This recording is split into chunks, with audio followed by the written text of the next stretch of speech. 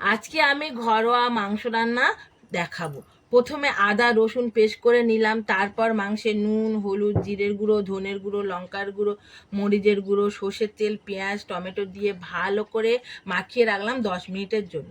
তারপর কড়াইতে তেল গরম করে গোটা গরম মশলা ফোড়নে দিলাম, তাতে ম্যারিনেট করা মাংস ও কাঁচা আলু দিয়ে ভালো করে কষিয়ে ঢাকনা দিয়ে রাখলাম 5 মিনিটের জন্য। তারপরে ঢাকনা খুলে গরম জল দিয়ে মাংস আবার কিছুক্ষণের জন্য ঢাকনা দিয়ে রাখলাম। তারপরে ঢাকনা খুলে গরম মশলা দিয়ে মাংস রান্না শেষ করলাম।